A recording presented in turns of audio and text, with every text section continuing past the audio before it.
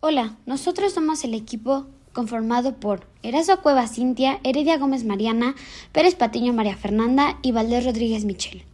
El día de hoy les vamos a explicar sobre la descripción del fundamento de la electrólisis. Primero que nada, definiremos la electrólisis. Este es el proceso que separa los elementos de un compuesto por medio de la electricidad. En ella ocurre la liberación de electrones por los aniones en el ánodo, una oxidación, y la captura de electrones por los cationes en el cátodo, una reducción. En este proceso se aplica corriente eléctrica continua a través de unos electrodos sumergidos en una disolución y conectados a una fuente de alimentación. El electrodo al polo positivo es conocido como ánodo y del negativo como cátodo. Cada uno de estos electrodos atrae aniones diferentes.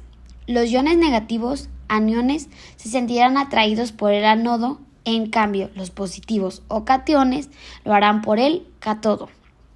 En estos electrodos se produce una transferencia de electrones y se producen nuevas sustancias. En resumen, lo que ocurre es una reacción de oxidación-reducción. La diferencia de potencial eléctrico es una magnitud física que expresa la diferencia de energía por unidad de carga entre dos puntos en un circuito. Es una cantidad escalar, es decir, tiene magnitud, pero no dirección. Conocemos a la diferencia de potencial eléctrico como voltaje también, y simplificamos su definición como el trabajo externo necesario para mover una carga de una posición a otra dentro de un campo eléctrico. A continuación, explicaremos esto. Por ejemplo, en la primera imagen tenemos la carga Q mayúscula que permanece fija y Q minúscula, nuestra carga de prueba, que es libre de moverse. Ambas cargas se repelen con una fuerza descrita por la ley de Coulomb, y es así como Q mayúscula establece un campo eléctrico alrededor de la misma. Por lo tanto, algo debe mantener a Q minúscula en su lugar, es decir, se ejerce una fuerza sobre Q minúscula generando un trabajo sobre la misma, y es así como adquiere la capacidad de almacenar energía potencial. Y cuando la carga Q minúscula está en movimiento, su energía potencial varía en relación a su posición inicial. El cambio de energía potencial almacenada en Q minúscula es igual al trabajo que se necesita para llevar Q minúscula del punto A al punto B. Este cambio se define como la diferencia de potencial eléctrico y solo es válido para una carga de prueba con valor +1.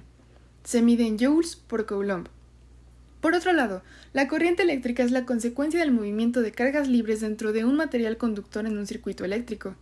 En un circuito eléctrico cerrado, por ejemplo, la carga de electrones, la carga libre, va siempre del polo negativo al polo positivo. Esta magnitud se mide en amperes. Los electrodos utilizados por la celda electrolítica en su mayoría llegan a ser metálicos. Un electrodo será negativo por encontrarse conectado al polo negativo de la batería y recibirá el nombre de cátodo, mientras que el otro electrodo será positivo por estar conectado al polo positivo de la batería y recibirá el nombre de ánodo. Los ánodos generalmente llegan a ser de cobre o platino y en ellos se liberan electrones. También pueden llegar a ser de grafito. El platino es uno de los materiales que mejor permite que se den las reacciones de oxidación-reducción. Los cátodos generalmente son de zinc, óxido de calcio o tungsteno, y ellos son los que reciben a los electrones transmitidos por el electrolito, produciéndose así un flujo de electrones, es decir, energía. La solución en la que se sumergirán los electrodos generalmente estará compuesta de agua y sales de sulfato. Esta solución puede ser líquida o sólida y es capaz de conducir iones. En la electrólisis de sales fundidas, las sales que son producto de enlaces iónicos poseen un alto punto de fusión y de ebullición. Para realizar la electrólisis se debe aumentar la temperatura lo suficiente para que pueda darse un cambio en el estado sólido a líquido. Una vez logrado esto, se procede a colocar los electrodos y a suministrar la corriente necesaria para que el proceso electrólico se lleve a cabo. Una de sus principales diferencias es producir un alto grado de pureza en metales activos como sodio y aluminio. Pero su costo de producción es muy alto, por lo que requiere mantener fundida la sal para llevarse a cabo el proceso.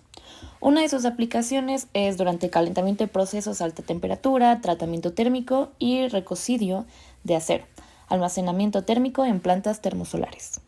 La electrólisis de disoluciones acuosas se produce a partir de la disolución de sales en agua, lo cual se puede obtener mediante la disociación iónica de la sal sin tener que elevar su temperatura, representando un ahorro de energía y tiempo. Pero cuando el medio acuoso interviene de forma determinada en el proceso electrolítico, puede generar que el potencial de reducción de la sustancia sea menor que el agua, generando así gases. En ambos casos se utilizan electrodos inertes, es decir, electrodos que solo participan fungiendo como la superficie en la cual se lleva a cabo la reducción, cátodo, o la oxidación, ánodo. Pero en la electrólisis de disoluciones acuosas es la base de numerosos procesos de extracción y fabricación importantes en la industria moderna. Por último tenemos la electrólisis con electrodos activos, en donde el ánodo como el cátodo participan en la reacción. Un ejemplo muy práctico es la galvanoplastia. Es una aplicación industrial electrolítica. Se basa en el proceso de electrodeposición de un metal sobre una superficie que permita un recubrimiento resistente y duradero. En términos sencillos, este proceso consiste en el traslado de iones metálicos desde un ánodo hasta un cátodo en un medio de líquido, constituido por un electrolito que se integra fundamentalmente por sales metálicas en un medio ligeramente ácido.